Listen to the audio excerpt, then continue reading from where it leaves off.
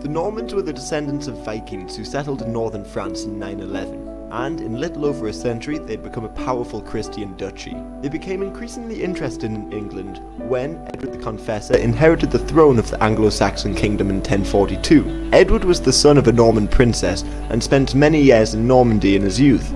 And once he was in power, he appointed many Normans into powerful positions in England. Edward died childless in 1066, and there were no clear successors to the throne, so three competitors emerged. William, Duke of Normandy, claimed that he was promised the throne by King Edward himself. King Harold III Hardrada of Norway used historic claims. He said that an agreement between the old King of Norway, Magnus I, and Harthacnut of England entitled him to the throne. However, the Witenagemot, a council of nobles, elected Harold Godwinson, Earl of Wessex, as king. The other claimants soon began to prepare for an invasion.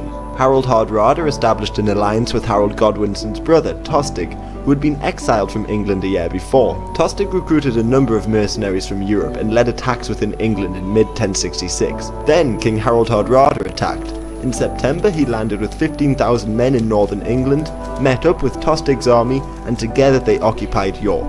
Harold Godwinson marched an army up north and devastated the Norwegian forces at the Battle of Stamford Bridge. However, the battle took its toll on his army. William of Normandy then mustered together his forces, around 10,000 strong, and set sail for England. They arrived in southern England in late September and constructed a castle in Hastings. Harold Godwinson, fresh from battle, began to march his army back down south. With around 7,000 men, he met William in the Battle of Hastings on the 14th of October 1066. Harold's forces were mainly militiamen and housecarls, while William had archers, cavalry and infantry.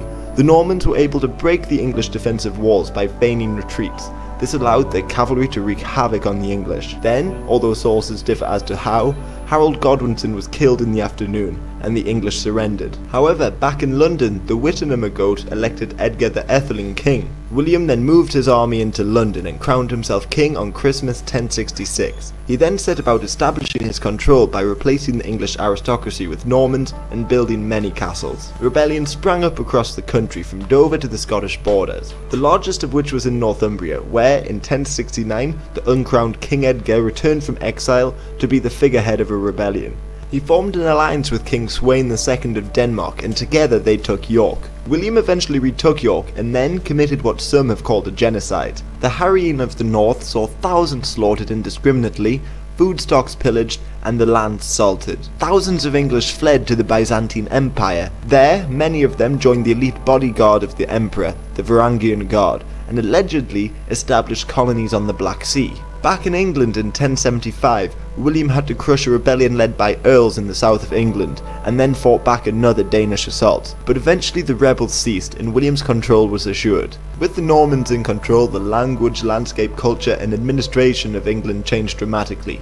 The Norman dynasty would go on to invade parts of Ireland and Wales, and expand their holdings in France, until its dissolution in 1154.